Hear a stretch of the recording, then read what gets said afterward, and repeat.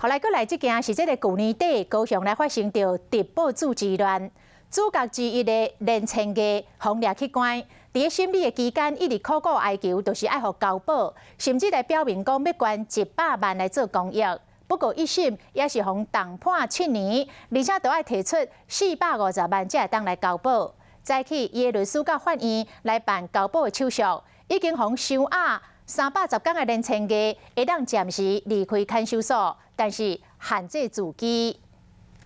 准备好了，准备好了。律师来到地方法院，摕保证金笔来交保，连千家被人关31天，就等这个时刻。去年9月，直报主连千家甲同业有纠纷，弄店弄铁门，今仔日闹代志伫高雄大闹3天，被警方抓起来。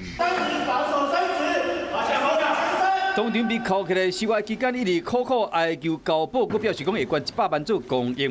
不过经过高雄地方法院的审理，连千家扰乱地方治安，以及违反组织犯罪条例、枪炮等等的罪，一审被判决7年的有期徒刑，仲要佮提450万才会使交保，就会使暂时离开看守所。这个我们当然是尊重法院的裁决定嘛，这个金额多少，这个是法官的衡量啊。 不过交保了后，限制住所嘛，禁止对本案有关的人士有恐吓、甲搅扰等等行为。